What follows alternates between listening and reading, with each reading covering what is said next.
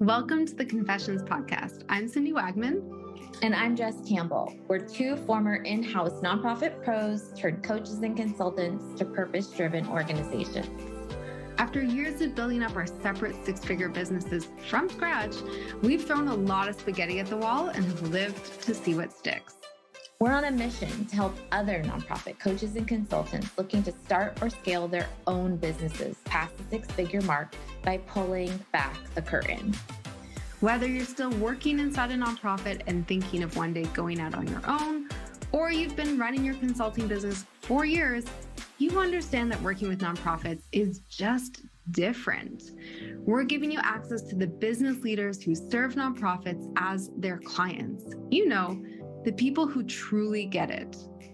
No more gatekeeping, no more secrets. This podcast is going to give you an inside look at what running a successful nonprofit coaching and consulting business looks like. Basically, we're asking people how much money they make, how they get paid, and what has and hasn't worked in their businesses. Listen in as these leaders share their insights, their numbers, and the good, the bad, and the ugly when it comes to building a nonprofit coaching or consulting business.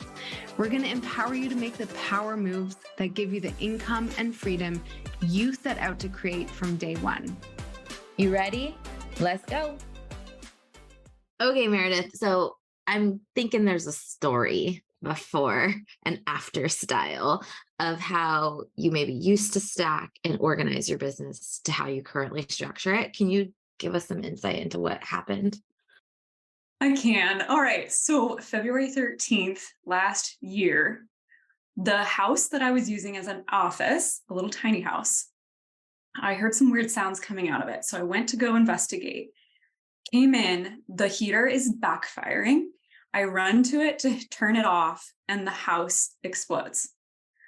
No joke. Their natural gas line had been ripped off of the exterior of the house because we get so much snow in Alaska, and it had been filling underneath this tiny house. And so when I had hit that power button, it created a spark, which caused this explosion. And so literally the whole house lifts a couple feet. There was a camera that would only record if there was motion, and you could see the fireball that was like around the perimeter of this tiny house.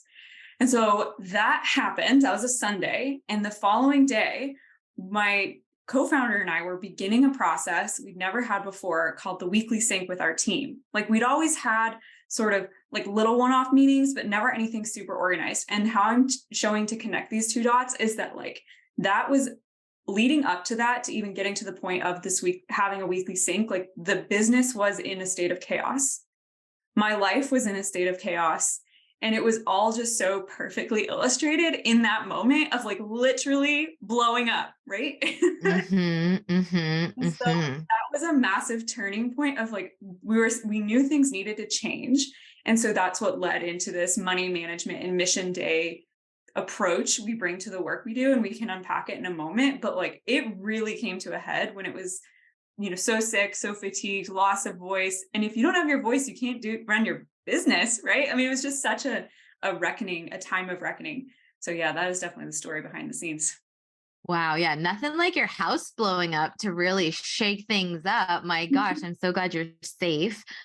For everyone listening in, welcome to Confessions with Jess and Cindy. We are joined today by Meredith Noble, co-founder of Learn Grant Writing. I'm going to shout out Joy. I know she's one of your students, and she's the one who connected us. Tell us a little bit about who you are, what your business is, Meredith, and how you get paid. Yeah, absolutely. So I'm the co-founder of Learn Grant Writing with my business bestie, soul sister, Alex Lustig. And we help those that are burnt out in their careers become paid grant writers so we can architect lives that we love. And how we do that is through the Global Grant Writing Collective. It's an online course, community, and coaching program designed to help those that have no experience in business or grant writing scale until they hit $250K a year in consulting revenue or more. Okay, amazing. We need all the details. Like, how long have you been running this? How much is it? How many students do you have? What's the container? Give us the goods. Oh, yeah. I mean, if you want to go back to when I started it, that probably counts in 2018. Of course, I made what, $2,000 in the first year, right? You've set 10,000 in year two, right? It's just such a slog when you try to teach yourself everything the hard way without pursuing mentors that have been where you want to go. That's a major takeaway for me recently. So we basically it looked successful. I had written my first book. I had launched the course successfully. I had 100 students in there. But when we turned off the consulting revenue and leaned entirely into the course business, we lost thousands of dollars every month, which you only get to do so long before that piggy bank is empty. And it was the second time I was on like a near death moment with the business in terms of being out of cash flow. And it was the first time too that I felt like, oh man, I thought I was an entrepreneur. I thought this is in my bones. Why can't I figure it out? And the December of 2020, I remember this because of all these 20s, we lost $20,000 that month alone. And my business partner had quit her job to come work with me full time. She'd taken a huge pay cut, and literally there's 4 weeks of money in the bank left. So it was a true, we have got to turn this ship around, which is exactly what happened in the darkest months of Alaska's winter. We looked at, who do I actually love to serve? Love the one that gives me energy. How we have to triple our prices, completely change how we sell this and the offer. So like overhauled everything in 3 weeks. And that was really the birth of the Global Grant Writing Collective. So taking it further than just teaching grant writing, but how do you make money as a grant writer? And in January, we were 7K of monthly recurring revenue, which keep in mind, that is then available to you like for the next 12 months. And so 2 years later, we did $1 million a year in revenue. Literally 2 years later, turned that sinking ship around. And it was entirely based on like actually focusing on a single customer we loved and getting the pricing and offer correct. So tell us the pricing and offer. So we just increased our prices and it's now $6,000 a year. Mm-hmm. Yeah, no, it's great. We talk about increasing prices. I literally just did a pricing workshop a couple days ago. I mean, it's such a juicy topic. And of course, it's so easy to dish it out and then hard to do it yourself, right? So that in how we're set up is it's a 12-month commitment that then goes month to month. And the reason we have it set up that way, and it's genius, and I hope people copy that, is that people go through, are you familiar with the Dunning-Kruger effect? It's basically this concept of where when you start something new, you're highly confident, but not competent. And then when you figure out how much you don't know, you crash and burn. That's usually at month 4 to month 6. And that's when most grant writing programs kick you out, semester-long college class, et cetera, right? Like you're actually at your lowest. And that's when you most need an intervention to keep going. And when momentum really hits, like that flywheel is cranking, I have found it hits at month 11. I love that. I love that so much. And you guys have so much that conversation. Yeah, we did just have that conversation about that. And like, there's so much similarity, synergy between your program, your Fractional Fundraiser Academy to Totally. Cindy. So this is going to be a fun conversation. Okay. So you're sitting in Doomsdayville and then you're like, how do you even pull yourself up? You strike me as someone that maybe invests in oneself and surround yourself with people who maybe are a few steps ahead of you. But like, I know for me, when either I've been in that place or I'm surrounded by people who are in that place, like to really hunker down or refocus is very difficult. You know, it's like, it would have been way easier, frankly, to quit. So what did you do? What were some steps you take? Who did you lean on? I'm just like imagining the listener, right? And someone else is like struggling with their cash flow. They're ready to pull out, like they're not into this anymore. Like, what did you do to turn that ship towards that $2 million just 2 years later? Yeah, it's tough because you don't know if it is an invitation to pivot or if it's an invitation to quit. And you only have the clarity of that in hindsight. So this is a complicated issue. Here's what I can say about it. Recently, I learned a definition of learning that I'm really loving, which is learning is behaving differently when faced with the same circumstances. And so what distinguishes us from others is that we learn very quickly and we have failed fast. So when things don't work, I'm very quick to just admit this is not working. I need to go a different direction. Now, from a tactical perspective, how this looks is when I was completely out of ideas, had no idea what else to do, Alex suggested that we take a learning day, which was basically a full day, clear the calendar, no email, no meetings, no work. We just go online or pre-order a book or take a class or do whatever it is that you need to do to try to solve a problem that you're stuck on. And that was literally like, how are we going to save our business? And so she had brought to me this program that she's like, I think this program could help us, right? It was way too expensive. I felt vulnerable committing to it because I knew that I was in a vulnerable state. Like, I'm desperate for a solution. So am I grasping at this as the holy grail? I don't know, but I also have nothing else to do and I'm willing to just give it a go, right? But that learning day has actually stuck with us. And we do that about quarterly, where it's just for everyone in the team. So if there's something that you're stuck on and you want to learn more about retention, or you're stuck and you want to learn about like a specific marketing thing, like take the day, go learn if you and pursue that. So that would be like the tactical bit of advice, I would say, because it is hard coming through that time. Okay. Just out of curiosity, did you end up investing in that program and what was it? Yeah, it was $10,000. It was Haley Burkhead's recurring profit program, which I have this like love-hate relationship to. That would probably be my confession. So I love what I learned because it 100% turned around our business, and I attribute our success to it. Absolutely. And there were a lot of things that I didn't love about it too. But I think that's again where that discernment is very key. Like, we all get to go a la carte shopping in the world and decide what we like and don't like, and apply what you want and leave what doesn't serve you. So walk us through I think I heard you say that you were doing this kind of done for you consulting, and then you made the pivot to doing the kind of like teach people how to run their business and do this kind of course group coaching program hybrid situation. Those are two very different business models. They require very different audience sizes, and it's just very different.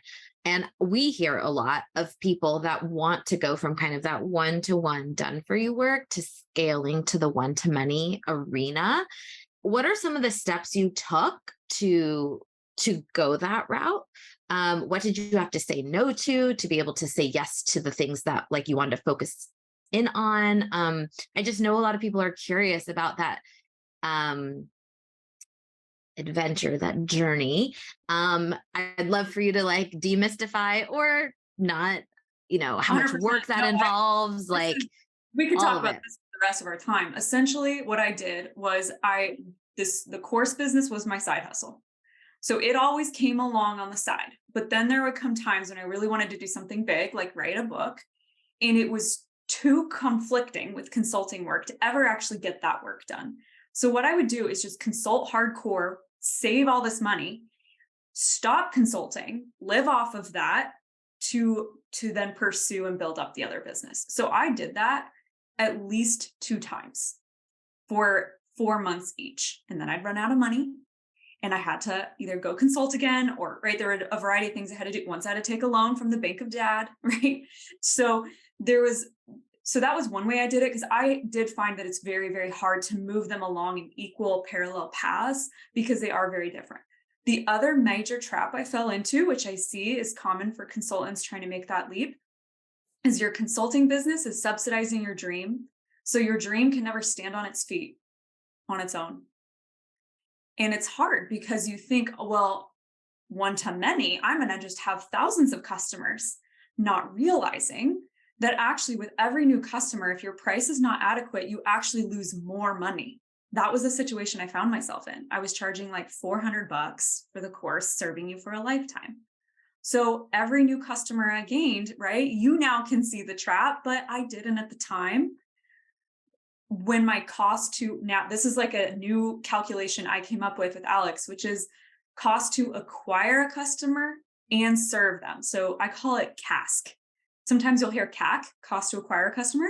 And I find it very misleading because marketers will be like, well, if you spend $99, but you make $100, do that all day long. And I'm like, not really. You've got cost to service them and innovate. And so when I did that exercise and realized, okay, my cost for a customer was closer to $900 to really serve them in the way I wanted to serve them with the staff I wanted to have, this $400 product was sending me upside down.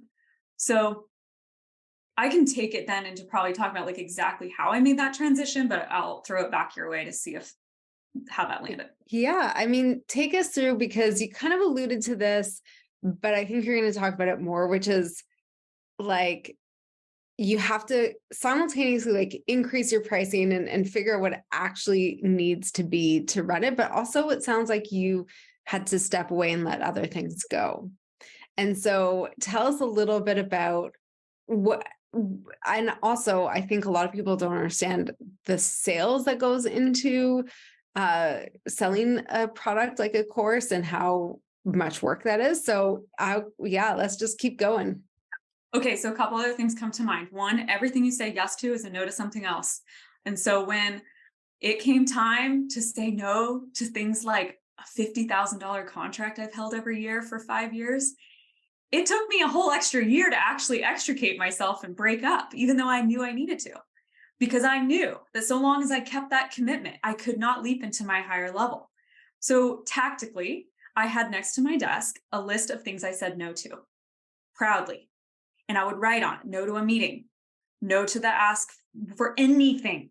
And I would build that. So I built my confidence in my ability to say no, right? So I think that's very helpful, because we can't expect to build $1 million companies on $10 tasks. And that comes from my mentor, Dan Martell. But the reason I say that is that we can't expect different results and then behave the same way.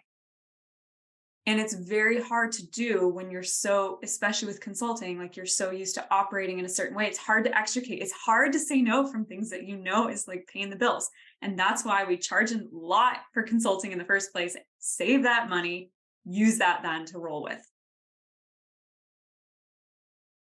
That's so good. Let's keep going. I know. Tell us a little bit about, so that you increase your prices. Tell us about, the sales piece. I feel like is a big myth for like, there's just so much. Well, that and the audience size, like you can't sell a course if you've got 25 people on your email list.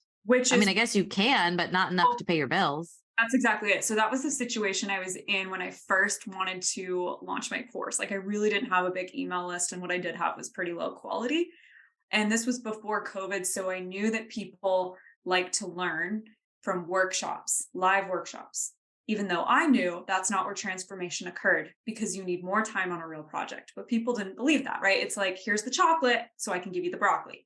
So what I ended up doing was within 6 weeks, like I just had this idea. I'm like, I am going to teach a workshop to 200 people in the theater, in the local town, and I'm going to give glow sticks and pizza, and it's going to be a party.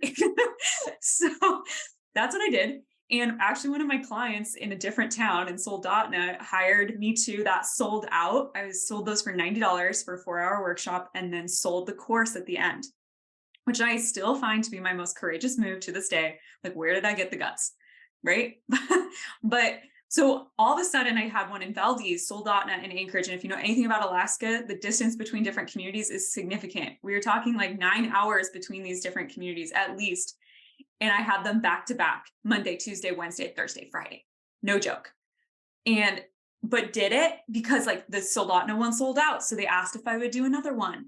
That sold out too. The Anchorage one then, like literally were 250 people all dressed up in like sequins and bright attire, teaching this live workshop of how to do grants, and then sold the course afterwards.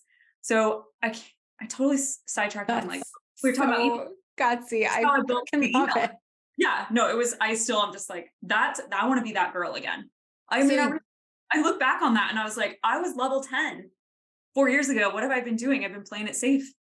Oh my God. Okay. So how many courses or enrollments did you have from that? And tell us about how you also used it to grow your email list. So I think I had 70 people that ended up becoming customers, course customers from that. Again, remember that was when I wasn't charging near enough. And it was like live launching closed. There's lots of things that are problematic with that, but that's what I did. And then the $90 per seat was like 20 or 25K in revenue doing the workshops ish. Yeah. So yeah, so that was how I like built the email list, was actually by doing the workshop to build that list. But remember, then this was like running it for a year where it looked really successful. But that was when I really realized that like I actually have a ton of people I don't really like serving. Like this is not quite right. And when COVID hit and everyone wants to go after CARES Act money, we spun up an agency hiring 7 of my students within 2 weeks. And that was when my co-founder came on as a project manager for just 5 hours a week. And we made bank that summer writing grants. And my favorite students were like, hey, wait a minute. How are you doing that? How are you finding clients? How are you contracting? What are you charging? And we realized that is actually a conversation we like to have. So when we went to, when we were on our near-death moment and needed to reinvent ourselves, I essentially was restarting an email list too, because that I didn't have a list of people that wanted to become freelancers. Okay, Meredith, we are back for another round of our rapid fire questions. Are you ready to play? Let's do it. Okay. What did you want to be when you grew up? Transportation engineer. Interesting. Sounds weird, right? But I remember going to Salt Lake as a child and I was marveling at the complexity of the bridges and highways at all of those massive intersections. The irony is I now have my blood boil when I see our built environment and how unfriendly it is to other modalities beyond cars. So it's very interesting that that's what I was drawn to at first. And now I actually can't even get close to the topic because I feel too strongly about it. My emotions hijack me. Oh my gosh. Wow. It's funny how those childhood things like really stay with us, right? You talked a little bit about some of your favorite books that you've read when we were chatting earlier, but what are some of your favorite podcasts you like to listen to? Can I make one more book plug? Because I just love it. Sure. Victoria Song's book, Bending Reality, Making the Improbable Possible, I think is the subtitle. That book has changed my life. Can't live without it. If she had a podcast, I'd recommend it. So I would say I really enjoy Renee Warren's We Wild Women. She is a PR expert. She's Canadian, and she has just a lovely podcast, wonderful guests. They always leave me inspired where I actually have to stop and take notes with whatever I'm doing. It's a wonderful podcast. Oh my gosh, amazing. I love finding out new ones that I've never heard of. And a fellow Canadian, Cindy. Okay, I'm totally an Alaska newbie. I am not familiar very much at all about your wonderful state. So if someone was coming to Alaska for the first time, what would you recommend they do first?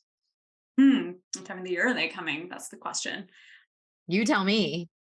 Okay, I would give them a plot twist. Everyone comes to Alaska in the summer, but I would encourage them to consider March because that's when you can still catch the northern lights. We actually have daylight that's still until 8 or 9 p.m., especially by the end of the month. You gain 6 minutes of daylight a day. There's so much to do, especially with winter sports, of course. Like you can go ice skating, you can Nordic ski, you can literally, there's any number of things. So I would say consider a winter trip because your friends are not. Totally. Okay. And then last question for our listeners, what is your morning routine? Okay. So I typically, 3 days a week, I have a routine. Okay. And it's super nerdy. And I call it the chick sent me method, which is essentially like, I literally have all these habits I've been trying to build into a laminated sheet. And I'll write down what habits I did the previous day and tally them up in a half-page journal entry. And I don't care if the day before, like I stayed up late, was out with girlfriends, ate junk food, etc., and have a low points day. What I care about is over time, is the trend line increasing? And what I noticed is that if I'm paying attention to that, I can keep myself from burning out or overdoing it, overextending yourself, like sort of a leading indicator. And so I do that a handful of weeks, but I'll be honest, like I struggle with a morning routine. Lately I've been digging, like waking up really early and going and getting a coffee. That's a completely new behavior for me. Totally. Love it. Okay, cool. Thanks for playing. Oh yeah. Okay. You mentioned sort of the like live launch, the intensive, there's some issues with that, which, are fair. Like there's a lot of fair critiques around it. So how do you launch now, or how do you enroll people in the program now, or sell, I guess is core value, scale simply. This is an industry that massively overcomplicates. And my theory on that is because it's at least a lot of women in this industry, and we like to just do everything 10 out of 10, and we make things way harder than our male counterparts are, and they're making a lot more money. So we need to remember that. So essentially we took everything, now it's all evergreen. So essentially there's a number of ways to give me your email, a free grant writing course, a webinar, whatever, free resources, quiz. Then through an email sequence, you get 2 emails a week. They're just automated, right? I don't write any email copy. Screw that. I was tired of jumping out of bed Wednesday at 9 p.m. because I forgot to write the stupid email, right? And then it's, I drive you into watching this webinar because that's how I can communicate what we do. And most people then purchase on their own. Now we have the option to like come to a call if you want to ask questions, right? But like it's a very simple process. So like we get new customers every single week. Amazing. And, did you follow a process or someone who sort of suggested this, or is this from trial and error? I mean, I'll tell you one thing. My trial and error got me nowhere. This is a really interesting concept that I've been trying to come to terms with. Like my intuition's valuable, but intuition in business it actually leads you so astray. It's incredible. Yeah. My opinion on that. And so I would say that model I learned from Recurring Profits program, but I also learned that from Dan Martell has a software academy, which we're not software, but I like how software businesses are run, recurring revenue. So I really kind of looked at those two and mirrored after it. Yes, we've optimized on our own intuition and learnings along the way, like the concept of 12-month commitment that goes month to month. Then I don't have to go recommit you. You can stay as long as you want. It's on me to earn you staying for 3 years. Yeah. So tell us a little bit about that. Like, what is your retention rate, or on average, how long are students staying a part of your program? Because I think that's actually really genius of you, that you are going to the people who have already raised their hands versus like constantly focused on just the new.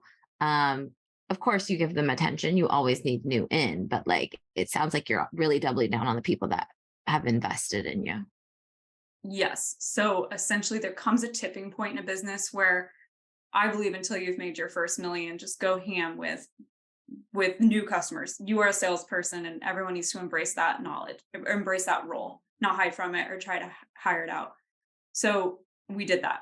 But now it comes to, if you're getting a new customer, but you're losing as a customer that week, you won't grow. And every business has their tipping point of that, right? And so the only way to change your growth trajectory is to reduce churn. And the only way we reduce churn in our business is I have to know that you're making money. You have to succeed. If you make money, you'll stay.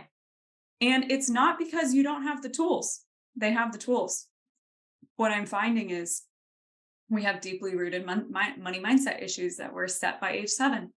And that is affecting our sense of worthiness. And if we actually charge, and if we take the action that we know we need to take, right? So we've now become, really, it's been a big focus for a long time, but I never felt like my ideas or our ideas for radically changing the trajectory of how quickly someone succeeded were having like a quantum leap effect until what we're about to try right now, which is actually integrating some interesting like AI into our course to speed up the rate at which you get through the hard time consuming stuff, so we can get to those mindset issues faster. Because I'm finding that is really like the biggest barrier to someone's success. 100%. Yes, here for all of this. Okay. I kind of want to go into the AI, but before I do, I want to circle back to one of the first things we talked about, which is because you are so focused and you have clearly made time to work on your business. And to continue to innovate, to continue to look at how you do things differently. And I think a lot of people struggle with that, even just like creating the time to build this, right? As we talked about letting go of other things, and that's really scary. But now you have a bit of a system for yourself and for your team members around making sure that you are spending time on the areas that are most important. Can you tell us a little bit about that? Yeah, absolutely. So our business operates under a season or a series of seasons and cycles. So I'll give you a couple examples. Like we do what used to be quarterly planning, but we've actually shifted it to 3 seasons, sort of like a spring, summer, fall, winter. And that's looking at, okay, what are the 3 rocks that we're going to focus on? That one big new initiative and the 2 things we're going to optimize. And it's very hard to discipline yourself to 3 things, even when you give yourself 4 months to do it, right? So like that's a cadence that we have. Or we do customer discovery every fall. Always reorient ourselves. We don't make an assumption that we know what you need because your needs are changing. So who can we focus on to make sure we're serving at the highest level? And that's a fall cadence. Right.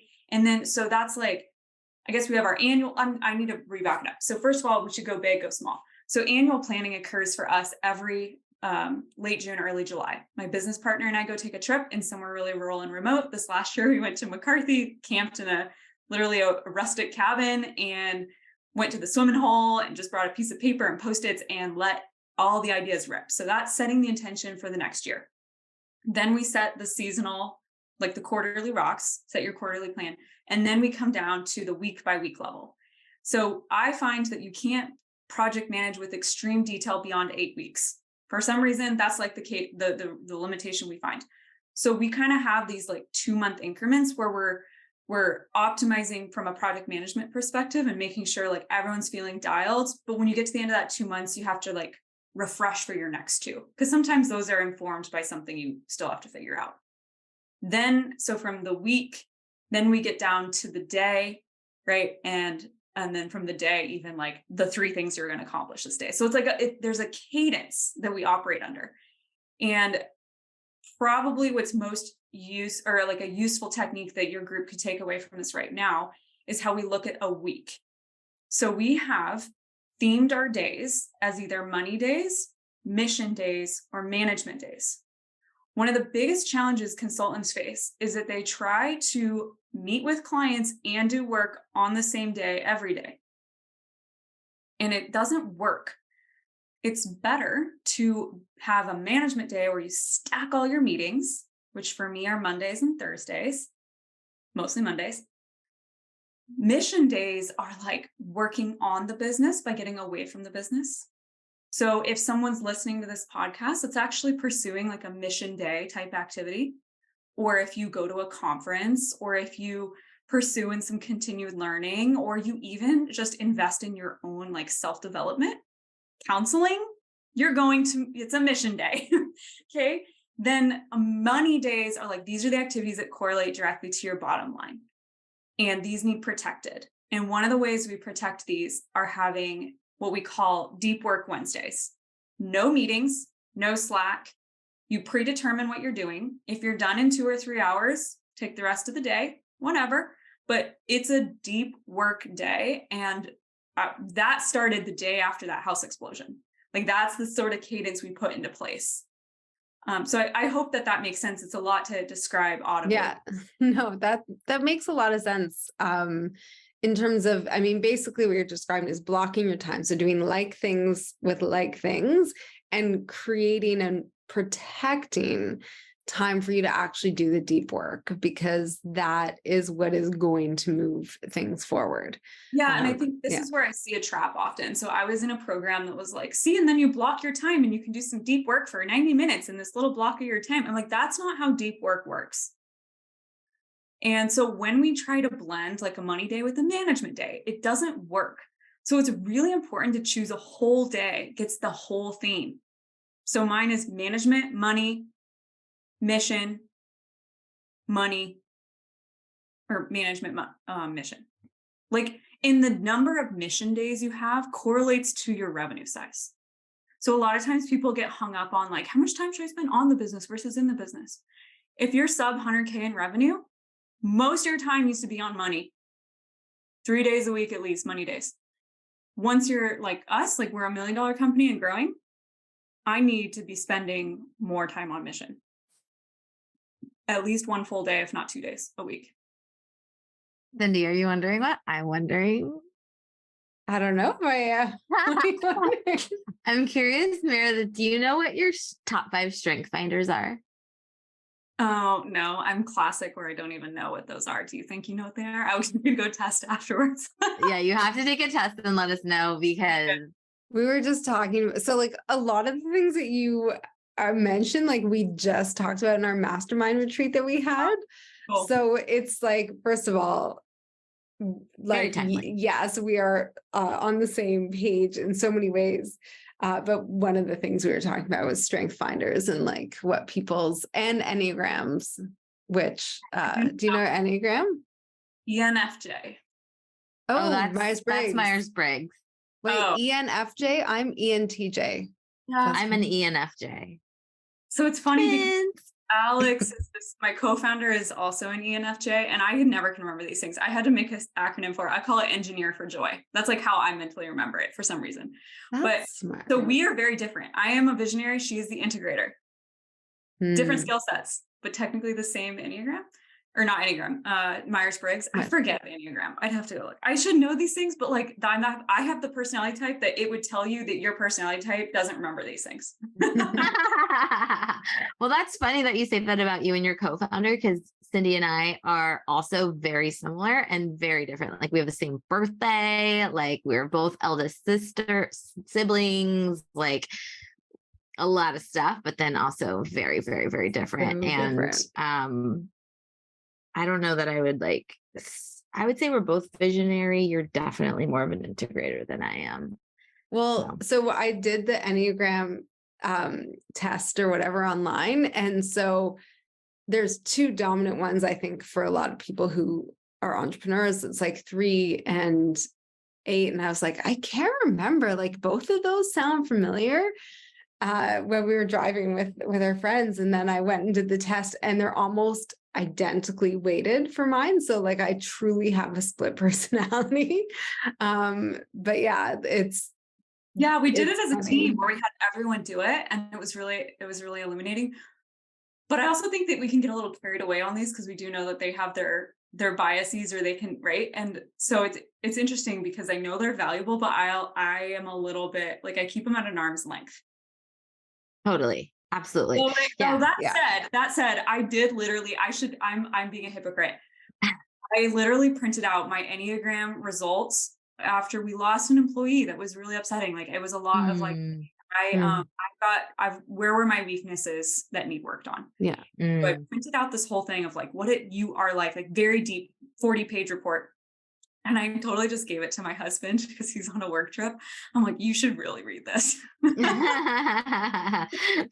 it true? Yeah. Yeah. Okay. So, go ahead. Do you have a question? No, go for it. Okay, back to the subject at hand. So I would love to know a little bit about your team and like who it requires to have the business that you've all designed and allows you to so thoughtfully stay in like your CEO space because, that requires people producing in your business if you're not doing that. So yeah, what does your team look like now, and how does that compare to 2 or so years ago when you were sitting in that house waiting for it to be blown up? I still can't believe that happened.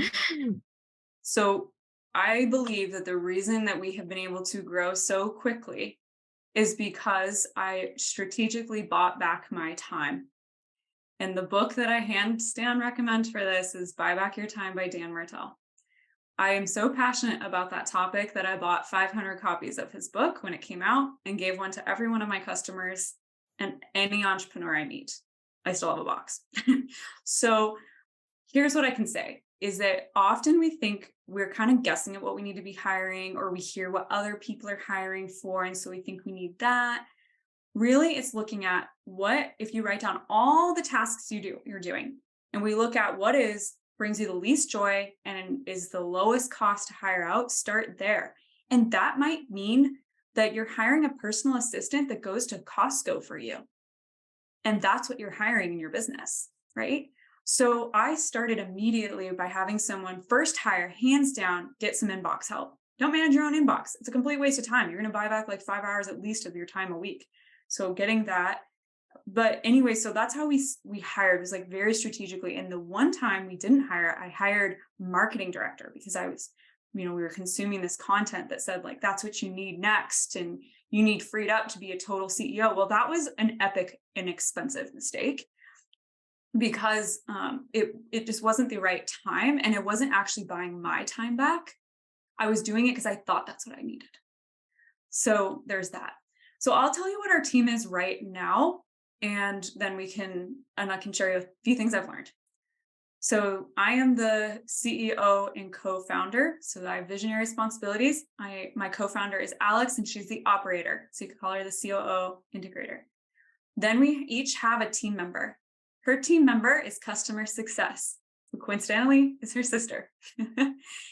And then my team member is like marketing like assistant, right? Like she helps with a ton of execution. And below that is an assistant for me, someone that's managing my inbox, uploading receipts, like a business administration person. So our core team of full-time people is actually only 4, right? Plus this part-time assistant. Who's actually my sister. So we're like this family business by accident. Then we have 4 coaches that are part-time that we've grown through our program that provide the community support and are giving me substitutability in ways that I didn't even know I could be substituted. Like I thought for sure I have to lead every coaching call. And I've been discovering that I don't, and they can run them and they do a great job. So the team, and then our subcontracting help would be like a website editor.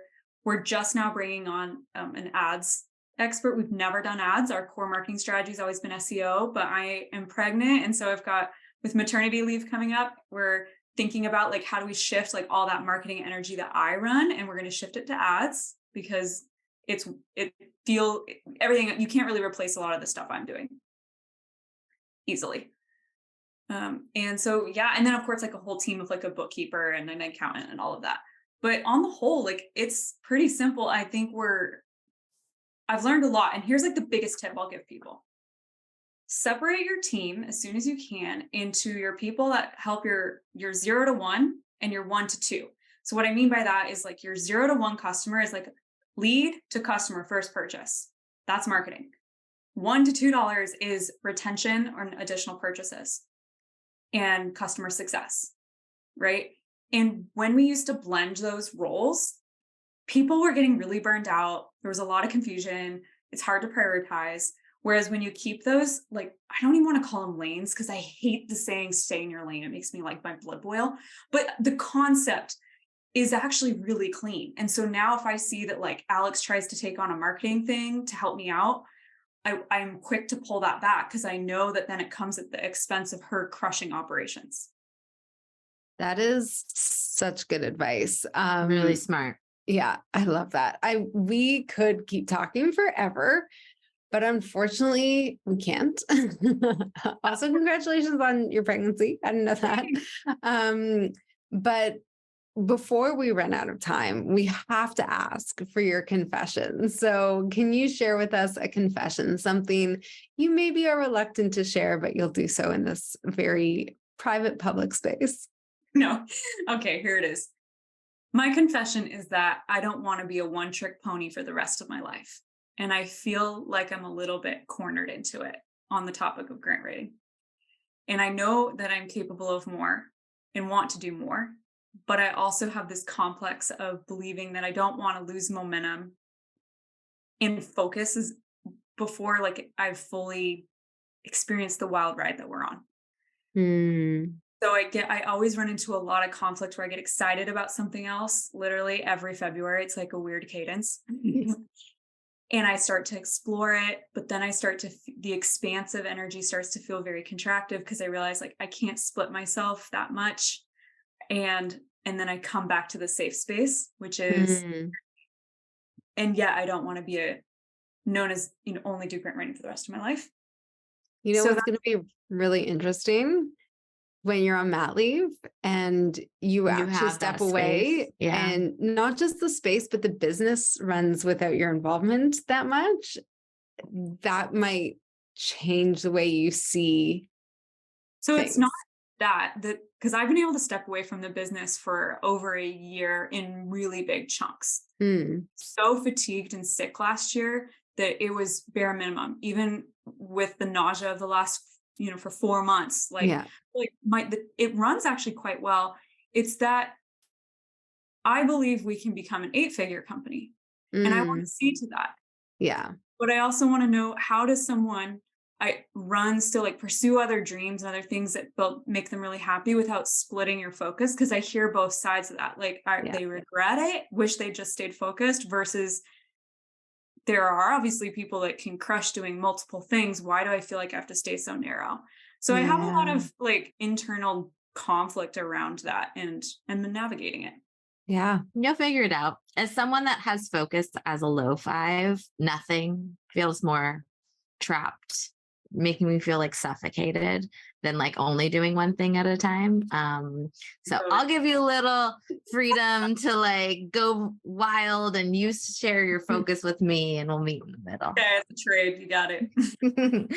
Meredith, thank you so much. This was a really, really, really helpful conversation. And I can just tell by speaking to you, you're advanced, you really got it together. And I know all of your students are so lucky to work with you and learn from you. So for folks who are curious about the business side of grant writing, or interested in getting into grant writing, or just want to learn or watch your business, what's the best way for them to be in touch? Wonderful. Well, thank you for the kind words. Okay. LearnGrantWriting.org if you're interested in learning about grant writing. If you're interested in more of the business side of what I was talking about, go check out sendworks.org. We are sharing our most popular SOP playbooks of how we've really built the bones of the business. We're just getting that out the door. So that would be the place to go if you just want to know business. LearnGrantWriting.org if you want to talk grants. Love it. And do you have any social channels that you like to play on most, or where can people find you that way? Yeah, I'm on Instagram at Meredith.Noble, but you never know. I am a real hot and cold there. Sometimes I just need to take, because it affects my deep work. So you never know. Sometimes I take a couple week hiatus. I feel that big. Thank you. Absolutely. Thank you. Thank you again for listening to the Confessions podcast for nonprofit coaches and consultants. If you enjoyed today's episode, which I sure hope you did, you can show your support in one of 3 ways. Number 1, post a screenshot of this episode to your Instagram stories or LinkedIn profile and tag Cindy and I so we can repost you. Number 2, share this podcast with a fellow nonprofit coach or consultant. And number 3, leave a positive review on Apple Podcasts so we can continue to grow and reach new listeners. And of course, make sure you subscribe so you can get the latest and greatest interviews as they drop every Thursday. And to our fellow nonprofit coaching and consulting friends, remember, we're an open book and here to answer your burning biz questions. See you next time.